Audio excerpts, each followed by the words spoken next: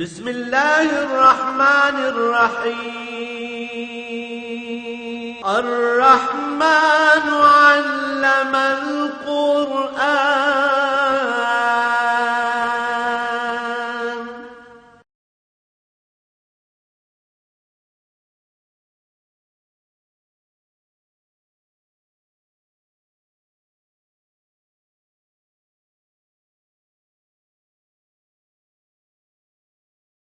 الحمدللہ رب العالمین والصلاة والسلام علی حبیبہ محمد وآلہ وصحبہ اجمعین۔ اعوذ باللہ من الشیطان الرجیم، بسم اللہ الرحمن الرحیم۔ وانزلنا الیک الکتاب بالحق مصدقا لما بین یدیہ من الکتاب ومهيمنا عليه فاحكم بينهم بما أنزل الله ولا تتبع آباءهم عما جاءك من الحق لكل جعلنا منكم شرعة ومنهاجا ولو شاء الله لجعلكم أمة واحدة ولكن ليبلوكم فيما آتاكم فاستبقوا الخيرات إلى الله مرجعكم جميعا فينبئكم بما كنتم فيه تختلفون۔ اللهم سبحانك لا علم لنا الا ما علمتنا انك انت العليم الحكيم۔ مولاي صل وسلم دائما ابدا على حبيبك خير الخلق كلهم۔ وانزلنا اليك الكتاب بالحق، اے میرے حبیب صلی اللہ علیہ وآلہ وسلم، ہم نے آپ پر کتاب نازل فرمائی حق کے ساتھ، جس کا نزول حق ہے، جس کا لفظ حرف حق ہے، جس میں جو قصے بیان ہوئے وہ حق ہیں، جو پیش گوئیاں بیان ہوئیں وہ حق ہیں، اور جو احکام بیان ہوئے وہ حق ہیں، جو سراسر حق ہے۔ قرآن کریم کا یہ اعجاز بھی ہے اور خاصہ بھی ہے کہ یہ اللہ کی آخری کتاب ہے جو اللہ کے آخری رسول صلی اللہ علیہ وسلم پر نازل ہوئی، اور نزول سے لے کر قیامت تک صرف اس کتاب کے احکام جاری رہیں گے، نافذ العمل ہوں گے، اور کوئی حکم اس کا کسی زمانے میں ایسا نہیں ہوگا جو ناقابل عمل۔ پہلی کتابیں بھی نازل ہوئیں، وہ بھی حق ہیں، لیکن وہ اپنے زمانے کے لیے تھیں، وہ اس مخصوص قوم اور ان مخصوص لوگوں اور اس مخصوص ماحول کے لیے تھیں جس میں وہ نازل ہوئیں۔ ہر قوم ایک خاص علاقے میں آباد تھی، اس کا اپنا ایک خاص ماحول تھا، لوگوں کے رویے تھے، لوگوں کی استعداد کار تھی، لوگوں کا فہم و شعور تھا، اس کے مطابق وہ کتابیں نازل کی گئیں، اور جب ان کا عہد ختم ہوا دوسری کتاب آ گئی، تو اس کتاب کے جو احکام اللہ کریم قائم رکھنا چاہتے تھے وہ اس دوسری کتاب میں قائم رکھے، پہلی قابل عمل نہ رہی، تیسری آ گئی۔ جب یہ چوتھی کتاب، پہلی تینوں کتابیں ایک خاص ماحول کے لیے، ایک خاص قوم کے لیے، ایک مخصوص علاقے کے لیے اور ایک مخصوص وقت کے لیے تھی، جب یہ چوتھی اور آخری کتاب آئی تو یہ اپنے نزول سے لے کر قیامت تک کے لیے تمام انسانوں کے لیے یکساں طور پر واجب العمل بھی اور قابل عمل بھی تھی، اور یہ کام صرف وہی ذات اقدس کر سکتی تھی جو انسانوں کی اور زمانوں کی، انسانی ضرورتوں کی اور انسانی استعداد کی خالق ہے، جس کے لیے کوئی ماضی کوئی مستقبل نہیں ہے، سب کچھ جس کے علم میں حاضر ہے، جس کے سامنے ہر چیز روبرو ہے، اس نے ایسی کتاب نازل فرمائی۔ آپ دیکھیں امریکہ میں بہت سی 52 ریاستیں ہیں، بنیادی اصولی طور پر وہ ایک ہیں، یونائٹڈ اسٹیٹ ہے، لیکن ہر ریاست کے بڑے بڑے قوانین الگ ہیں۔ عدالتی نظام الگ ہے، کسی ریاست میں سزائے موت ہے، کسی میں نہیں ہے، کسی میں جرمانے کی شرح مختلف ہے، دوسرے میں مختلف ہے، کسی میں ایک چیز جائز ہے، دوسری میں وہ منع ہے۔ اس لیے کہ ایسا قانون بنانا جو ساری اتنی مخلوق کے لیے قابل عمل ہو آسان نہیں ہے۔ پھر جو لوگ ملکوں کے قوانین بناتے ہیں، بڑے چنے ہوئے پڑھے لکھے سمجھدار اور قانونی موشگافیوں سے واقف لوگ ہوتے ہیں جو آئین سازی کرتے ہیں، قانون بناتے ہیں، پھر یہ ہوتا ہے کہ جب اس کی تنفیذ کا مرحلہ آتا ہے تو پتہ چلتا ہے اس میں یہ خامی ہے، پھر وہاں ترمیم آتی ہے، پھر پتہ چلتا ہے نہیں یہ جو کہہ دیا گیا یہ کرنا مشکل ہے، پھر وہاں اور ترمیم آتی ہے۔ میں اس کتاب میں کوئی ترمیم نہیں آئے گی، اس کا کوئی حکم ناقابل عمل نہیں ہوگا، کوئی حکم ناممکن نہیں ہوگا، اور یہ سارے انسانوں کے لیے ہے۔ یہ کسی ایک ملک ایک ماحول کے لیے نہیں، یہ گرم علاقوں کے لیے ہو اور سرد علاقوں میں عمل مشکل ہو، یا برفانی علاقوں کے لیے تو ہے، ریگستان اور صحرا میں اس پر عمل نہیں ہو سکتا، ایسا نہیں ہوگا۔ اپنے نزول سے قیام قیامت تک ہر وہ فیصلہ جو قرآن نے دیا ہے وقت اور تاریخ بھی اسی کو صحیح ثابت کرے گی، عدل بھی اسی سے ہوگا، انصاف بھی اسی سے ہوگا، اور لوگوں کو امن بھی اسی سے نصیب ہوگا۔ اور پھر اس کے ساتھ ضمانت دی کہ یہ آخری کتاب ہے، اس کے بعد کوئی نئی کتاب نہیں آئے گی۔ تو پہلی کتابوں میں اگر لوگ رد و بدل بھی کر دیتے تھے، پھر دوسری کتاب آ جاتی تھی تو تصحیح ہو جاتی تھی باتوں کی، دوسری میں اگر لوگوں نے تحریف کی تیسری آ گئی، اس نے آ کے تصدیق کر دی، احکام الہی کی، اور جو لوگوں نے اس میں آمیزش کی تھی اس کو رد کر دیا۔ اس کے بعد یہ کتاب آئی، یہ کام اس نے بھی کیا، مصدقا لما بین یدیہ، پہلی کتابوں کی تصدیق بھی فرمائی، ان میں جو احکام، جو اوامر و نواہی، جو قانون اور ضابطے نازل ہوئے جو منزل من اللہ تھے ان کی تصدیق فرمائی، جو لوگوں نے اپنی طرف سے گھڑ لیے تھے ان کو رد کر دیا۔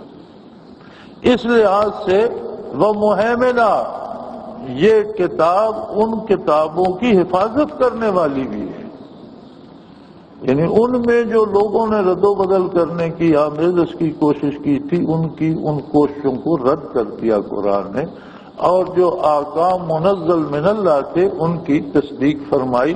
تو ان کتابوں کو بھی ضائع ہونے سے بچایا قرآن کریم نے، اور ان کی بھی حفاظت فرمائی۔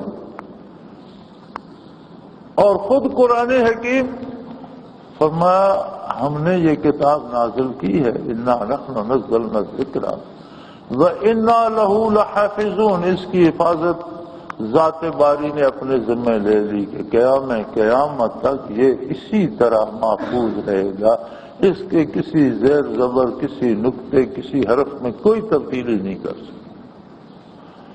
اور یہ 1450 سال کا طویل عرصہ اس پہ گواہ ہے کہ دشمنان اسلام نے کون سی کوشش ہے جو نہیں کی کہ قرآن کی عبارت کو بدلا جائے، مختلف طرح کے قرآن چھاپ کر تقسیم کیے جائے، الفاظ اور حروف میں کوئی تبدیلی کر دی جائے، لیکن کوئی نہیں کر سکا۔ جس کسی نے بہت جرأت کی ہے اور بہت گستاخی کی ہے تو دوسری زبانوں میں جو ترجمے ہوئے، اردو میں، فارسی میں، مختلف زبانوں میں، انگریزی میں، مختلف دنیا کی ان میں اگر کسی نے اپنا مطلب گھڑنے کے لیے اپنی بات داخل کر دی تو ترجمے میں کی قرآن کی عبارت کو کوئی نہیں چھیڑ سکا، اس کا حافظ اللہ ہے اور ہمیشہ محفوظ رہے گی انشاءاللہ، کیونکہ اللہ کا وعدہ ہے۔ اب یہ بڑی عجیب بات ہے کہ وعدہ قرآن کی حفاظت کا ہے، انا نحن نزلنا الذکر وانا لہ لحافظون۔ جو دوسری کتابیں جن میں تحریف ہوئی ان میں بھی جو دنیا پہ نسخے تھے لوگوں نے ان میں باتیں کی، جو اللہ کے پاس لوح محفوظ میں ہے اس میں تو کوئی تعریف نہیں کر سکتا۔ اگر قرآن کی حفاظت بھی آسمانوں پہ ہوتی رہے تو پھر زمین پہ تو کچھ نہ ملے، لہذا فرمایا جس زمین پہ نسخہ موجود ہے ہم اس کی حفاظت کریں۔ اب اگر نسخے کی حفاظت ہوگی تو اس کا مطلب ہے کہ اس کے لکھنے والے بھی قیامت تک باقی رہیں گے جو اس نسخے کو نقل در نقل کرتے رہیں گے۔ اس کا مطلب ہے کہ اس کے پڑھنے والے بھی تا قیامت رہیں گے، ایسے خوش نصیب بھی ہمیشہ رہیں گے جو حقیقی اور اصل کتاب حق کی تلاوت کریں گے، ایسے بھی ہمیشہ رہیں گے جو اس کو حفظ کریں گے اور اپنے سینوں میں محفوظ کریں گے، ایسے لوگ بھی ہمیشہ رہیں گے جن کا جینا مرنا رات دن قرآنی احکام کے مطابق بسر ہوتا رہے گا۔ تو یہ حفاظت الہیہ ان سب چیزوں کو چھا گئی۔ یہ قرآن کا اعجاز ہے کہ قرآن کریم بھی اس کے پڑھنے والے، لکھنے والے، سننے والے، یاد کرنے والے اور اس پر عمل کرنے والے فرمایا تھوڑے ہوں یا زیادہ ہوں دنیا سے ختم نہیں ہوں گے، نابود نہیں ہوں گے، ہمیشہ رہیں گے۔ اور اس کا اعجاز یہ بھی ہے کہ وہ مہیمن علیہ پہلی کتابوں کی تصدیق بھی کرتی ہے اور ان کی حفاظت فرماتی ہے، لہذا اب طے یہ ہے فَاحْكُم بَيْنَهُم بِمَا أَنزَلَ اللَّهُ، لوگوں کے درمیان اس طرح فیصلہ کیجئے جیسا فیصلہ اللہ نے نازل فرمایا۔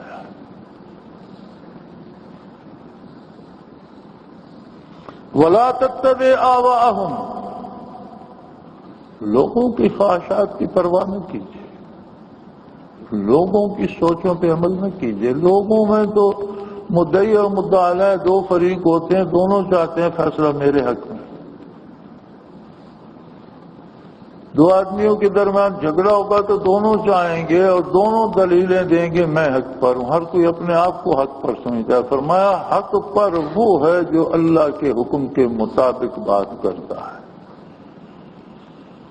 جو اللہ کے دیے ہوئے ضابطے کے خلاف کچھ لینا چاہتا ہے وہ حق پر نہیں ہے۔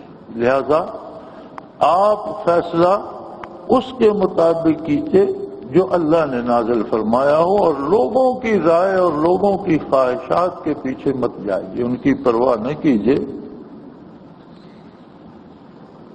چونکہ بات ہو رہی تھی یہود کے جھگڑے کی، تو فرمایا یہود زیادہ سے زیادہ بھی اگر چاہتے ہیں تو جو ان کی کتاب میں اللہ نے احکام نازل کیا ان کے مطابق فیصلہ کر دیجیے، ان کے پاس اللہ کی کتاب ہے، پھر اس کی تصدیق قرآن سے ہوگی، یعنی اس کتاب کے وہ احکام مانے جائیں گے جن کی قرآن تصدیق کرتا ہے۔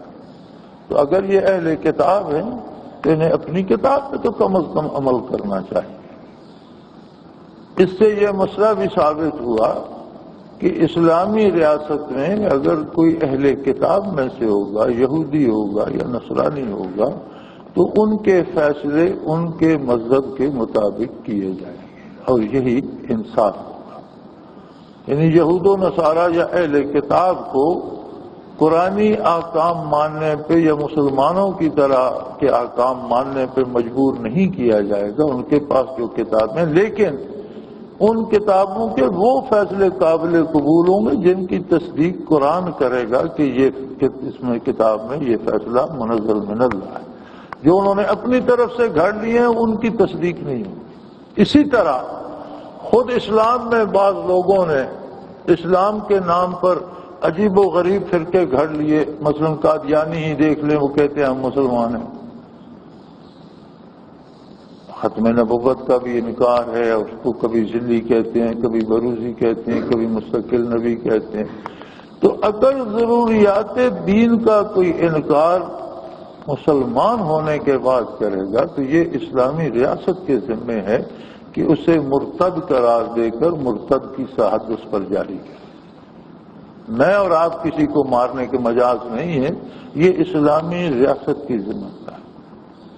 لیکن جسے ہم اسلامی ریاست کہتے ہیں اگر وہ نام کی اسلامی ہو، صرف مسلمانوں کی ریاست ہو، اسلام کو اس کے نظام میں عمل دخل نہ ہو، تو وہ دوسروں کی اصلاح کیا کرے گی؟ اور یہ بھی طے شدہ امر ہے، کوئی کتنا بڑا دانشور ہو، اس کے بنائے ہوئے ضابطوں کی قرآن کے سامنے کوئی حیثیت نہیں۔ اب تو حالات 100% الٹ چکے ہیں کہ اگر کہا جائے کہ فیصلے قرآن کے مطابق کیے جائیں تو کہا جاتا ہے یہ دہشت گرد ہے، اسے گولی سے اڑا دو کہ یہ دہشت گرد ہے۔ لیکن اللہ کا حکم یہ ہے، اور نبی کریم صلی اللہ علیہ وسلم کو تاکیداً حکم دیا جا رہا ہے، فَحْكُمْ بَيْنَهُمْ بِمَا أَنزَلَ اللَّهُ، لوگوں کے درمیان فیصلہ اس طرح فرمائیے جس طرح فیصلہ کرنے کا حکم اللہ کی طرف سے نازل ہوا ہے۔ وَلَا تَتَّبِعْ أَهْوَاءَهُمْ، میرے حبیب لوگوں کی خواہشات کی پرواہ نہ کیجیے۔ لوگوں کی خواہشات ان کے اپنے انداز، ان کی اپنی سوچ کے مطابق، اپنے فہم و ادراک اور اپنی خواہشات کے مطابق ہوتے ہیں۔ لوگ یہ نہیں سمجھتے کہ جو میں چاہتا ہوں شاید اس میں میرا اپنا بھلا بھی ہے یا نہیں۔ جب انسان یہ تک نہیں سمجھتا، اور عجیب بات ہے دنیا کے معاملے میں یہ باتیں ہم سمجھتے ہیں، کوئی بیمار ہو جائے تو وہ خود اپنا علاج شروع نہیں کر دیتا، ڈاکٹر حکیم کے پاس جاتے ہیں۔ بھی کیوں جاتے ہو؟ وجود تمہارا ہے، کھانا پینا تم نے اپنا کما کر ہے، تو ڈاکٹر سے کون سی رشتہ داری ہے؟ وہ تو وقت کے بھی پیسے لے گا، مشورے کے بھی پیسے لے گا، علاج کے بھی پیسے، کیوں جاتے ہو؟ اپنا وجود ہے خود ٹھیک کر لو۔ کہتے ہیں نہیں، یہ شعبہ میرا نہیں ہے، مجھے اس کی سمجھ نہیں ہے، میں شاید کوئی دوائی الٹی پلٹی کھا لوں تو مر ہی جاؤں بجائے صحت کے۔ دین کے معاملے میں جسے دیکھو وہ مجتہد بنا ہوا ہے، اس معاملے میں وہ رائے دیتا ہے، معاملات کے معاملے میں فیصلے کرتے ہیں۔ اسمبلیوں میں بیٹھے ہیں، اگلے دن اسمبلی میں بڑا تماشا ہوا کہ جی وہ جو شہید ہو گئے فوجی، ان کے لیے فاتحہ پڑھی جائے، تو ہمارے وزیر داخلہ صاحب کھڑے ہو گئے اور ان سے کل شریف نہیں پڑھا جا رہا۔ یعنی مختصر ترین صورت جو ہے قرآن کی، اور جو میرا خیال ہے ہر دیہاتی، ہر چروائے نے یاد کی ہے، کم از کم عام آدمی جسے قرآن کہیں سے یاد نہیں وہ قل هو اللہ احد تو پڑھتا ہی ہے، ہر رکعت میں پڑھتا ہے، وہ تک نہیں پڑھا جا رہا تھا۔ جس سے کل شریف پڑھا نہیں جاتا وہ تمام معاملات اندرونی پر مختار کل ہے، اور اس نے فیصلہ کرنا ہے کون واجب القتل ہے اور کس کو گولی مار دو اور کس کو چھوڑ دو۔ اندھے ہیں اور بٹیر ہے، اندھوں نے بٹیر پکڑنا ہے، وہ تلاش کر رہے ہیں۔ اندھیری رات ہے، جنگل ہے، بٹیر گم ہو گئی ہے اور اندھوں کو تلاش پہ لگا دیا گیا۔ لیکن یاد رکھیں، امن اور لوگوں کے آرام و سکون کا انحصار قرآنی فیصلوں پر ہے۔ بڑی عجیب بات ہے، جب اسلام ابتدائی ایام میں بہت عروج پر تھا اور معلوم دنیا کی 3/4 اسلامی ریاست میں لمسم شامل ہو چکی تھیں، ہسپانیہ سے چین تک اور سائبیریا سے افریقہ تک اسلام پھیل چکا تھا اور اسلامی ایک ریاست بن چکی تھی۔ اس وقت بلکہ اس کے بعد کے زمانوں میں بھی بعد کی حکومتوں میں خلفائے راشدین کا دور کیا، بعد کے خلفاء آ گئے، بعد کے حکمران آ گئے، بادشاہت آ گئی، تو بغداد میں جب پختہ سڑکیں تھیں، نیو یارک کی گلیوں میں کیچڑ ہوا کرتا تھا، پیرس کی گلیوں میں دلدل اور کیچڑ ہوا کرتا تھا، اور یہ لوگ اتنی وحشی قومیں تھیں کہ یہ لوگوں کی قبریں اکھیڑ کر مردہ بار پھینک کے اس کے تابوت میں اپنا سامان رکھ کر رسی ڈالی اور کندھے پہ رکھی اور گھسیٹ کر چل پڑے۔ اس طرح کے لوگ انہوں نے اسلام سے سیکھا کہ زندگی کیا ہے، انہوں نے اسلام سے سیکھا کہ ملکی نظام نظم و نسق چلانا کیسے ہے، کس طرح سے تعلیم دی جائے، تعلیمی نظام کیسا ہو، علاج معالجے کی سہولتیں کیسی ہوں۔ پھر انہوں نے ویلفیئر سٹیٹس بنائی جس کا تصور ہی اسلام نے دیا تھا، ایمان نہیں لائے۔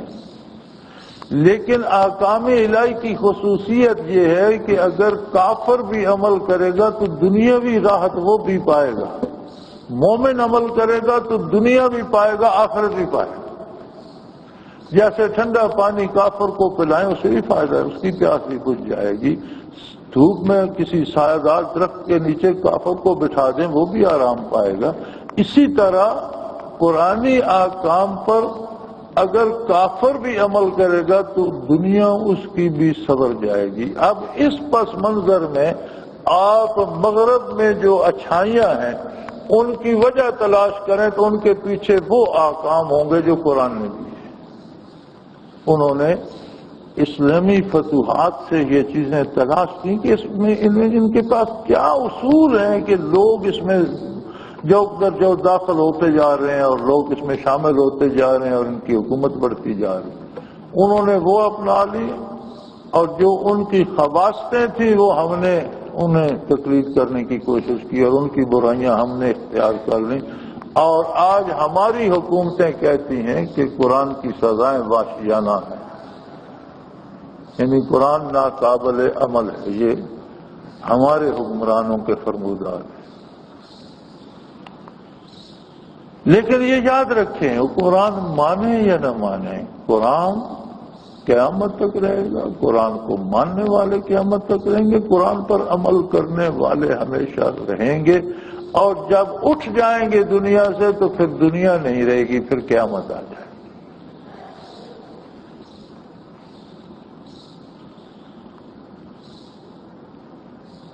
وَلَا تَتَّبِعْ أَهْوَاءَهُمْ عَمَّا جَاءَكَ مِنَ الْحَقِّ۔ آپ کو ضرورت کیا ہے ان کی باتیں سننے کی؟ جب آپ کے پاس اللہ کی طرف سے حق نازل ہو چکا تو پھر لوگوں کی رائے کی اس میں ضرورت کیا ہے؟ اللہ کے مقابلے میں کون رائے دے سکتا ہے؟ کس کی کیا حیثیت ہے؟ لِكُلٍّ جَعَلْنَا مِنْكُمْ شِرْعَةً وَمِنْهَاجًا۔ ہاں، ہر امت، ہر قوم کے لیے ہم نے الگ رستہ، الگ طریقے بنائے۔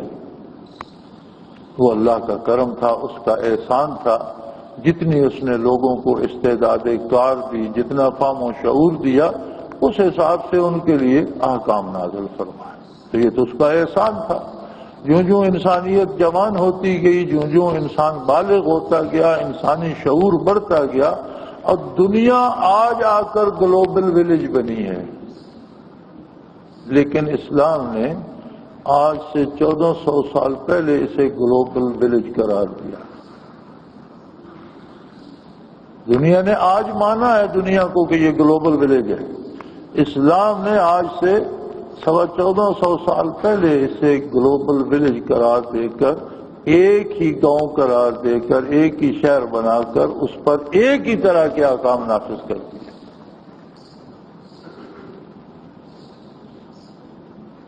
تو فرمایا ہر قوم کے لیے ہم نے راستے بنائے، طریقے بنائے، کام کرنے کا سلیقہ بنایا۔ اگر اللہ چاہتا تو شروع سے ایک ہی قانون نافذ کر دیتا۔ وَلَوْ شَاءَ اللَّهُ لَجَعَلَكُمْ أُمَّةً وَاحِدَةً۔ وہ چاہتا تو ایک ہی قانون شروع سے نافذ کر دیتا، لیکن وہ کریم ہے بڑا، اس نے ان انسانوں کو جن کا ابھی شعور بالغ نہیں ہوا تھا وہ احکام نہیں دیے جو ان کی سمجھ میں نہ آتے ہیں۔ جتنا ان میں شعور و ادراک تھا، جتنی استعداد کار تھی، اس طرح کے احکام انہیں دیے۔ لیکن اصولی بات یہ ہے وَلَٰكِن لِيَبْلُوَكُمْ فِي مَا آتَاكُمْ۔ اصولی بات یہ ہے کہ دیکھا یہ جائے گا کہ کس نے کتنے خلوص سے اللہ کے احکام کی پیروی کی۔ اس کی ضرورت نہیں ہے کہ حکم کیا ہے، پہلی امتوں میں روزہ کس طرح کا تھا یا کتنی نمازیں فرض تھیں، دوسری میں کتنی، بات یہ نہیں ہے، بات یہ ہے کہ پہلا ہو یا پچھلا ہو، کس نے کس خلوص سے اور کتنی محنت و جاں فشانی سے اللہ کی اطاعت کی، دیکھنا یہ ہے۔ فرمایا دیکھا یہ جائے گا وَلَٰكِن لِيَبْلُوَكُمْ فِيمَا آتَاكُمْ، دیکھا یہ جائے گا، معائنہ اس بات کا فرمایا جائے گا، ملاحظہ یہ بات فرمائی جائے گی کہ کس کو جو حکم ملا اس کو اس نے کتنے خلوص، کتنی محنت، کتنی جافشانی سے اپنایا۔ سو فاستبقوا الخیرات، نیکی کے کام میں سبقت کرو، ایک دوسرے سے بڑھ جاؤ۔ یہاں میں یہ ہوتا ہے کہ میرے پاس اس سے دولت زیادہ ہو جائے، میں اس سے زیادہ نامور کہلاؤں، میری گاڑی اس سے اچھی ہونی چاہیے، میرا لباس فلاں سے، فرمایا یہ سب عارضی اور وقتی بات ہے۔ باقی رہنے والی بات یہ ہے کہ تم دوسروں سے اللہ کی اطاعت میں بڑھ جاؤ، سبقت۔ فاستبقوا الخیرات، نیکی میں دوسروں سے سبقت لے جاؤ، دوسروں سے بڑھ جاؤ، اس لیے کہ الی اللہ مرجعکم جمیعا، تم سب کو لوٹ کر اللہ کی بارگاہ میں حاضر ہو۔ تم کسی جانے والے کو روک نہیں سکتے، کسی آنے والے کو روک نہیں سکتے، طے شدہ نظام ہے قدرت باری کا۔ ہمارے ہاں ایک یہ بھی بڑا وہم ہے، میرے پاس اگلے دن ایک آدمی آیا، وہ جی میرا روزگار نہیں ہے۔ میں نے کہا یہ مسئلہ تو پورے ملک کا ہے، بے روزگاری تو عام ہے۔ انہیں کہنے لگا میرا کسی نے بند کر دیا ہے، کسی نے پتہ نہیں کیا لفظ اس نے استعمال کیا تھا، باندھ دیا ہے، میرا رزق کسی نے باندھ دیا ہے۔ تو میں نے ویسے ہی اس سے پوچھ لیا کہ آپ پہلے کیا کرتے تھے؟ وہ جی پہلے والد صاحب زندہ تھے اور وہ مجھے خرچ دے دیا کرتے تھے اور اس سے ہم میاں بیوی بسر کرتے رہے، تو اب وہ فوت ہو چکے ہیں۔ میں نے کہا مجھے ایک بات بتاؤ، جو رزق تمہیں والد دیتا تھا اسے کوئی نہیں باندھ سکا، جو اللہ دیتا ہے وہ لوگوں نے باندھ دیا۔ تم خود سوچو کہ جو رزق تمہیں تمہارا والد دیتا تھا اسے تو کوئی عامل، کوئی جادوگر نہیں باندھ سکا، تو جو اللہ نے تمہارے لیے مقرر کیا وہ جادوگروں نے باندھ دیا۔ خدا کے بندے کوئی ہوش کے ناخن لو۔ ہاں قدرت کا طریقہ یہ ہے کہ وہ آسمان سے آٹے کی بوریاں نہیں برساتا، اس نے تمہیں شعور دیا ہے، ہاتھ پاؤں دیے ہیں، عقل دی ہے، نظر دی ہے، محنت کرو، ملازمت کرو، مزدوری کرو، تجارت کرو یا کھیتی باڑی کرو، یہ چار معروف ذرائع ہیں حصول رزق کے، پانچواں کوئی ذریعہ ایسا نہیں جو حلال ہو، جو معروف ہو۔ ان میں سے کوئی کام اگر کام نہیں کرو گے تو پالتا تمہیں وہ پھر بھی رہے گا، کبھی بھوکے سوئے ہو کہ نہیں؟ تمہیں کوئی روز کیسے بند ہوگی؟ روزانہ کھا تو لیتے ہو، تو باندھ ہی کیسے گئے؟ تو جب تم کام نہیں کرتے تو آسمان سے آٹے کی بوریاں نہیں برسیں گی۔ کام کرو گے وہ کام میں برکت دے گا، تمہارا ہاتھ کھلا ہو جائے گا، خوشحال ہو جاؤ گے۔ کام نہیں کرو گے تو پھر تو پھیلی کھانا ہے، تو اسی طرح کھاتے رہو، کسی سے باندھتا ہے نہ کھلتا ہے۔ کچھ لوگوں کو وہم ہوتا ہے جی کسی نے میری اولاد باندھ روک دی پیدا ہونے سے، کمال ہے، کوئی مرنے والے کو کیوں نہیں روکتا؟ پیدا ہونے والے کو روک سکتا ہے تو کسی مرنے والے کو بھی روک دے، وہ مرے نہیں۔ اگر موت سے کوئی نہیں روک سکتا تو پیدائش کون روک سکتا ہے؟ یہ طے شدہ نظام ہے قدرت کا، والے کو دے رہا ہے۔ کافر کے ہاں بھی اولاد ہو رہی ہے، کسی سے باندھی تو نہیں گئی، مومن کے ہاں بھی نیک کی بھی ہوتی ہے، بد کی بھی ہوتی ہے۔ دنیا کا ایک طے شدہ نظام ہے، وہ رزق بھی دے رہا ہے سب کو۔ جو کہتے ہیں نا میرا باندھا ہوا ہے، وہ بھی کھانا کھا کے سوتے ہیں، انہیں بھی دے رہا ہے۔ ہاں طریقہ کار ہے، فرمایا کام اس طرح سے کرو جس طرح سے کرنے کا اللہ نے حکم دیا۔ بما انزل اللہ، اللہ کے نازل کردہ احکام کو اپناؤ اور ایک دوسرے پر سبقت لے جاؤ، ایک دوسرے سے آگے نکل جاؤ نیکی میں۔ کسی کی دولت پہ حسد نہ کرو، کسی کی خوشحالی پہ رشک نہ کرو، کسی کے لباس پہ رشک نہ کرو، کسی کی بڑی گاڑی دیکھ کر اپنا سر مت پھوڑو۔ ہاں نیکی میں کوشش کرو کہ دوسرے سے آگے چلے جاؤ، زیادہ نیکیاں کما لو، زیادہ محنت کر لو، زیادہ خلوص پیدا کر لو، زیادہ دل کی گہرائی سے اللہ کی اطاعت کرو، اس لیے کہ تم سب کو واپس اس کی بارگاہ میں جانا ہے۔ اگر موت کو کوئی نہیں روک سکتا تو حیات کو کون روک سکتا ہے؟ حیات کے وسائل کو، رزق کو کون روک سکتا ہے؟ کوئی نہیں روک سکتا۔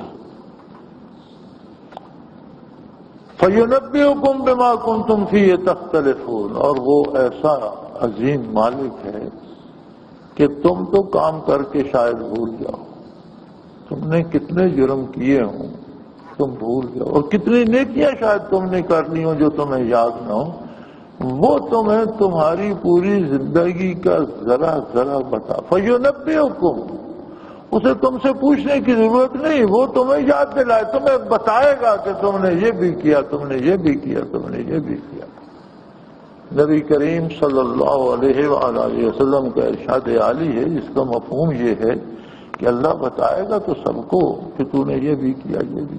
لیکن کسی سے اگر یہ پوچھ لیا کہ تو نے ایسا کیوں کیا، تو کسی بندے کے پاس اللہ کی نافرمانی کرنے کا کوئی جواز نہیں ہوگا، وہ یقیناً جہنم جائے گا۔ جس سے یہ پوچھا گیا کہ تو نے یہ کیوں کیا، اس کا جواب وہ نہیں دے سکے گا۔ سو فرمایا نیکی میں بڑھو، اس لیے کہ تم سب کو اللہ کریم کی بارگاہ میں حاضر ہونا ہے، اور وہ اتنا باریک بین ہے کہ تم بھول جاؤ گے، لیکن اس کی بارگاہ میں وہ ساری چیزیں وہ تمہیں یاد دلائے گا، تم نے یہ بھی کیا، تم نے یہ بھی کیا، تم نے وہ بھی کیا۔ سو اس وقت کو سامنے رکھ کر اپنا نام اعمال مرتب کرو جو دوسروں سے بہتر ہو، اس میں ایک دوسرے سے سبقت لے جاؤ۔ وآخر دعوانا ان الحمد للہ رب العالمین۔ اللہ اللہ اللہ اللہ اللہ اللہ اللہ اللہ۔